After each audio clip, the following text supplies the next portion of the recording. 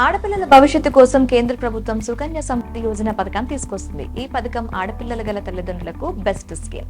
ఇందులో తక్కువ మొత్తంలో ఇన్వెస్ట్ చేసి మంచి రాబడిని అందుకోవచ్చు. ఈ పథకం ద్వారా వచ్చే డబ్బు ఆడపిల్ల చదువు, పెళ్లి ఖర్చుల కోసం ఉపయోగపడుతుంది. తాజాగా సుకన్య సమృద్ధి యోజన అకౌంట్ల సమస్యలను పరిష్కరించడానికి కేంద్ర ఆర్థిక శాఖ కొత్త మార్గదర్శకాలు ప్రవేశపెట్టింది. ఈ పథకంలో కొత్త రూల్స్ ను తీసుకొచ్చింది. అక్టోబర్ 1 నుంచి ఈ నియమాలు అమల్లోకి రానున్నాయి.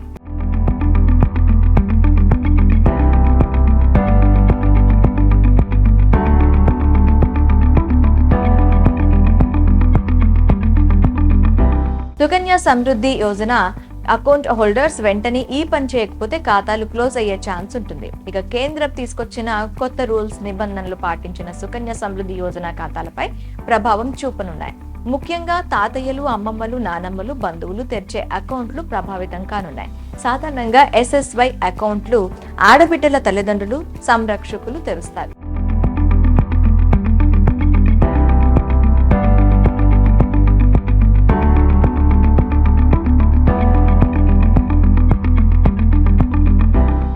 కొత్త నిబంధనల ప్రకారం చట్టపరమైన సంరక్షకులు SSY అకౌంట్ ఓపెన్ చేయకపోతే పథకం ఒరిజినల్ గైడ్ లైన్స్ కి లోబడి ఉండటానికి తప్పనిసరిగా సహజ తల్లిదండ్రుల పేరు మీదకు ట్రాన్స్ఫర్ చేయాలి, లేదా అటువంటి ఖాతాలు మూసివేయాల్సి ఉంటుంది. ఒకే ఆడపిల్ల పేరిట 2 కంటే ఎక్కువ అకౌంట్లు ఓపెన్ చేస్తే అదనపు అకౌంట్లు వెంటనే క్లోజ్ అవుతాయి.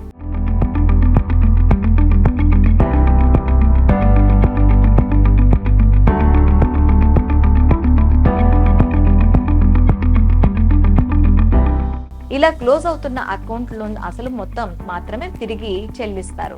అలానే SSY అకౌంట్ ను గ్రాండ్ పేరెంట్స్ నుంచి తల్లిదండ్రులకు బదిలీ చేయడానికి కొన్ని కీలక డాక్యుమెంట్లు అవసరమవుతాయి. ఒరిజినల్ అకౌంట్ పాస్బుక్, ఆడపిల్ల జనన ధృవీకరణ పత్రం, కొత్త guardian identification proof, transfer application form వంటి అకౌంట్ బదిలీ సమయంలో తప్పనిసరిగా అవసరమవుతాయి.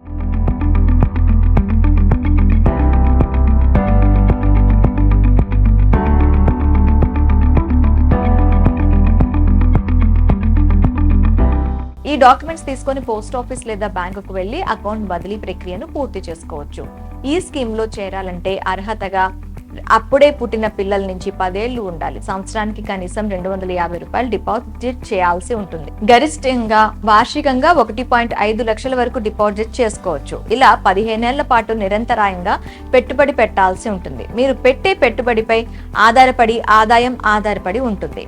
ఇక అమ్మాయికి 21 ఏళ్లు నిండాక ఆ మొత్తం సొమ్మును పొందొచ్చు.